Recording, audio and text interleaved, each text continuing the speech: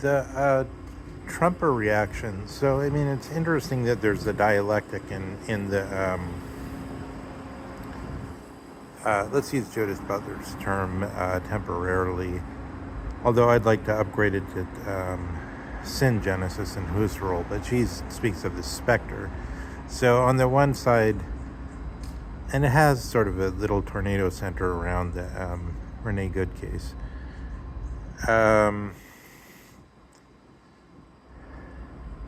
But I mean, stemming off from that and is sort of little, like, plotted out in some way is these Minnesota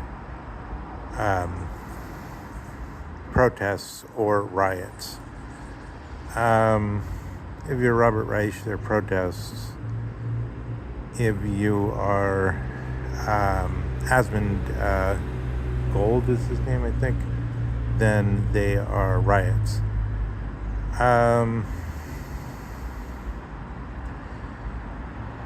And we should sort of step back a little bit and act. So, I mean, there's two ways we could take this up phenomenologically. So one, what if we treat it like this happened in the time of Nero or so? This is a long time ago. We don't have to get all excited about it. We could step back that way. We could also step back as a basic Aragnis problem. So as what I've been calling the Aragnis Spaltung. There's two Aragnis Spaltung.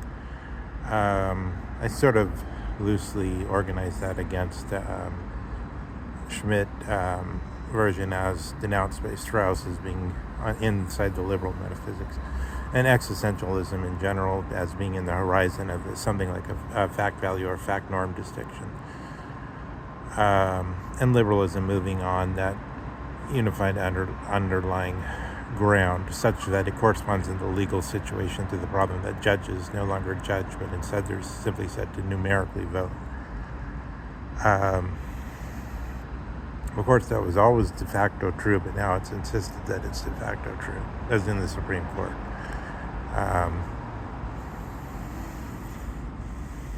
Now it's sort of the sinless shifts, just as the sinless of the sky can appear as something above, or as a vault of the heavens, or absolute up, absolute down, or it can appear as the depths, as the bottomless darkness,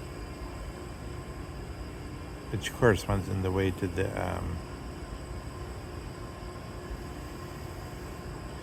all the questions that Nietzsche and Heidegger sort of straddle.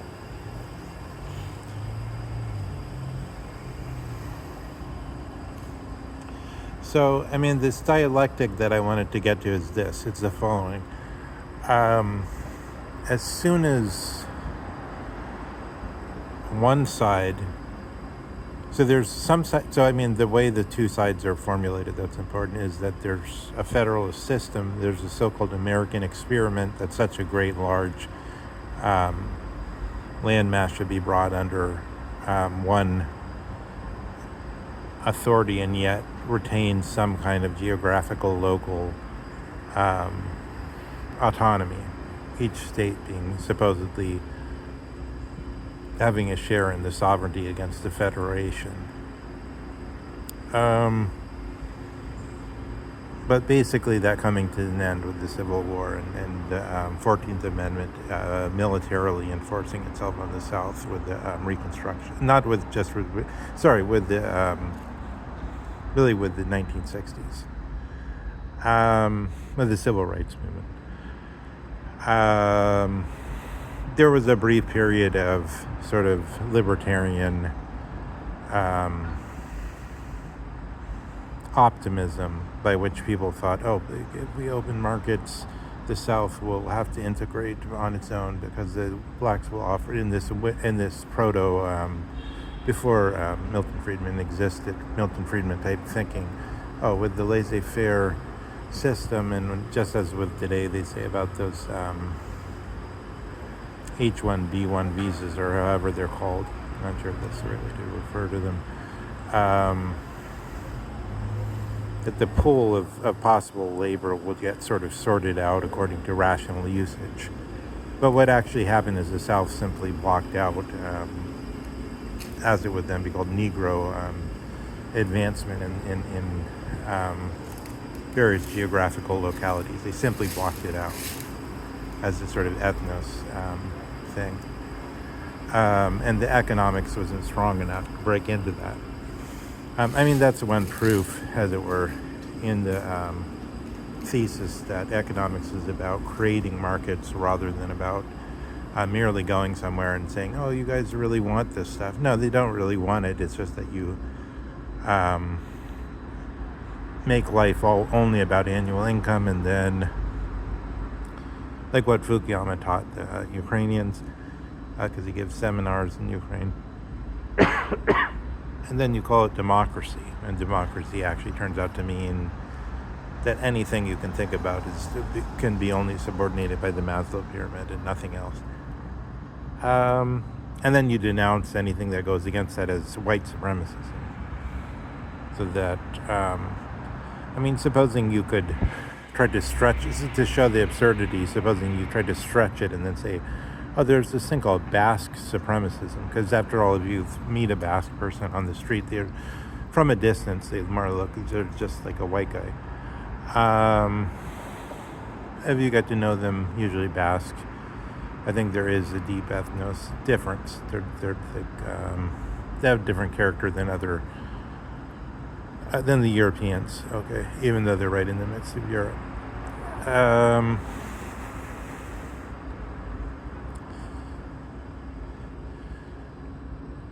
So what's this? Let's dial back to the dialectic question. What's the dialectic between here? It's on the one side, you have the people within this sort of state federalist power. So within Trump taking the federalist power, and with the states resisting. So for instance, the strongest one, probably California. I'd say California is the strongest by far, but then sort of New York pretending because they put Mamdani in power or whatever to be resistant. I have my doubts about New York, okay, but California is the strong resistance to Trump. And then you have this dialectic, which, however, also corresponds to this global taking of sides, which is always very complex. Like I talked to Hamid, my Iranian friend, today at Cafe Strada, and he said, actually, it's true that Trump averted these 800 hangings, in Iran, and et cetera, et cetera. So there's all kinds of complexities going on in these interactions. Is Trump simply the villain, et cetera, according to the Robert Reich, standard Dem, Kamala Harris version? Or it's like, what's going on? And within this sort of horizon of a battle between remembering California is sort of standard Dem state. Gavin Newsom has been found guilty of all kinds of corruption and so on, and deals with the devil on the notion that, of course, we all have to swim in the corrupt waters. And so therefore it's excusable. Everybody's like that. Everybody has to be like that. You couldn't be a Dem party boss if you weren't like that. Therefore it's excusable.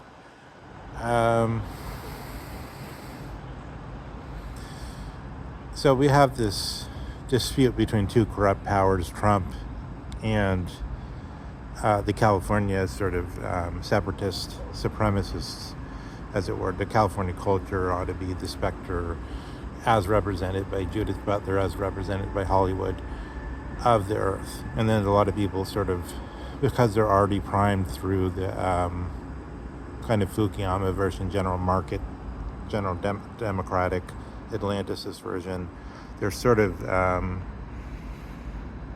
they're ready to get any officials that sort of would accept that who wouldn't be like Maloney or whatever. So that this mirror between the Federation or the government of America and the states fighting one another also has a corresponding analog in global politics, now in the sort of axis of Iran, China, and Russia, and other sort of alliances against Trump and against America, where complexes are opening up, where before there seemed to be a more clear division.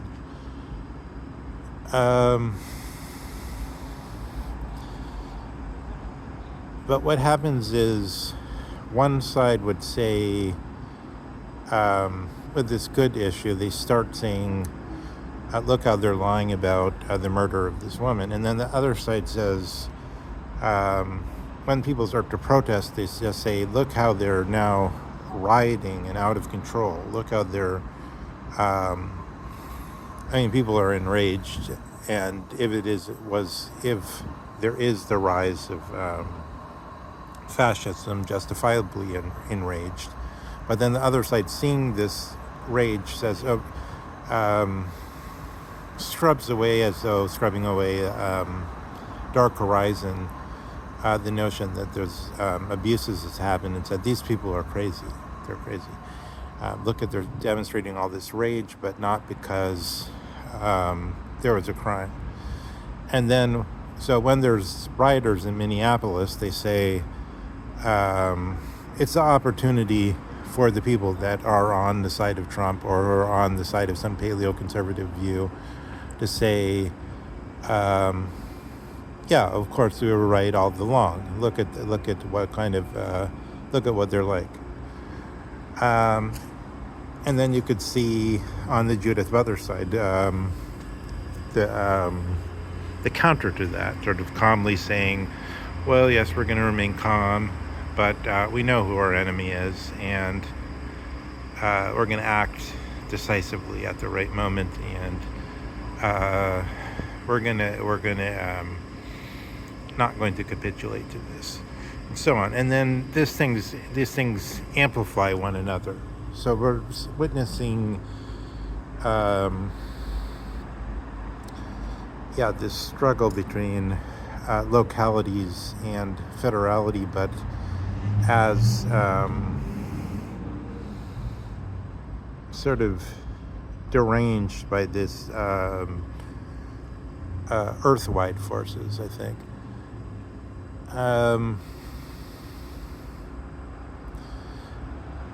So I think this is a time when the inverted dark theory should kind of understand that there's a whiling, or a while in Heideggerian sense. There's a while when we have a special sort of opening where the mirrors are making their meson abeam in immediacy, in a way that people realize that, for instance, problems of this Durkheimian sense that society cannot exist without basic agreement about the principles of logic, about the principles of gender, about the principles of what counts as a metric, and so on, about a number of principles that make daily practice successful, make daily practice proficient, become matters of the most intransigent and sort of gloomy contest to the death, existential contest to the death, to put it in a liberal way. So I think this is, let's say, I'll just end, other than me bookended this way by saying, if we're a little bit arrogant, like Mao, we could say, yes, we're living in interesting times. And on the other hand, if we're Levinas, then we have to say, I always have to radically prefer the other to myself.